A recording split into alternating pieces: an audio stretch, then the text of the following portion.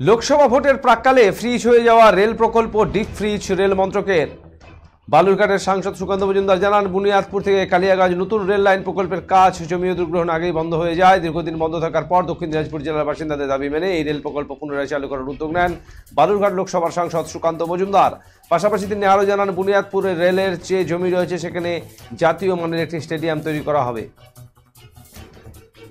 এই নিয়ে তিনি লোকসভাতে বক্তব্য রাখেন, পাশাপাশি রেলমন্ত্রীর কাছে তদবির করেন বলে জানান। অবশেষে রেল মন্ত্রক বুনিয়াদপুর কালিয়াগঞ্জ রেল প্রকল্প ডিপ ফ্রিজ করেছে বলে জানা যায়। সুকান্ত মজুমদার জানান, জেলাবাসীর কাছে সুখবর, এই রেল প্রকল্পের কাজ চালু হতে চলেছে।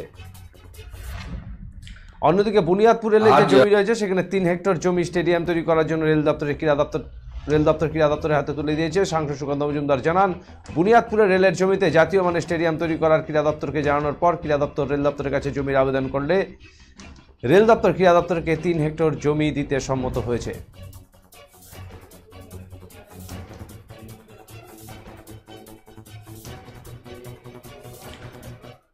আজ জেলার জন্য অত্যন্ত সুখবর, কারণ বহুদিন ধরে বন্ধ হয়ে যাওয়া যে বুনিয়াদপুর এবং কালিয়াগঞ্জ রেল প্রকল্প, এই প্রকল্প এতদিন বন্ধ হয়ে গেছিল, ফ্রিজ করে রাখা হয়েছিল সরকারি ভাষায় যাকে বলে।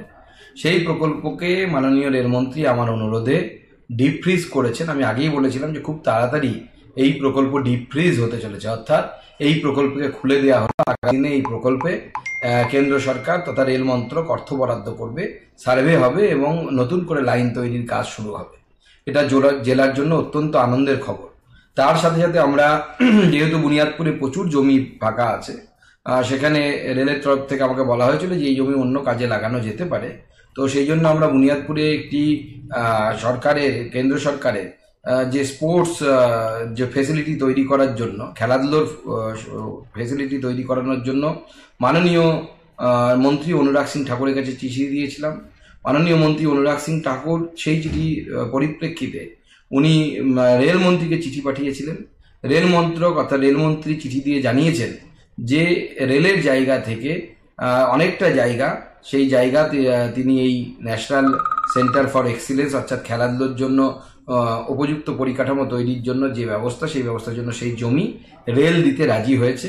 আগামী দিনে আমরা স্পোর্টস ডিপার্টমেন্ট বা ইউথ ডিপার্টমেন্ট অর্থাৎ কেন্দ্র সরকারের যে যুব এবং খেলাধুলো যে ডিপার্টমেন্ট আছে তার সাথে কথা বলে এখানে আমরা আধুনিক স্পোর্টস বা স্পোর্টস স্টেডিয়াম এই ধরনের কিছু তৈরি করার জন্য আমরা মাননীয় মন্ত্রীর সাথে কথা বলবো। ও খুব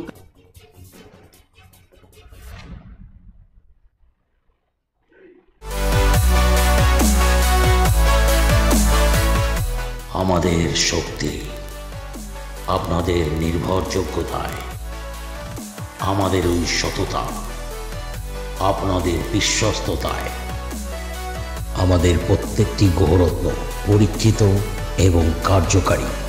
স্বর্ণ শিল্পের শিল্পী Dutta jewellers, PS road, hotel BD building, Cooch Behar.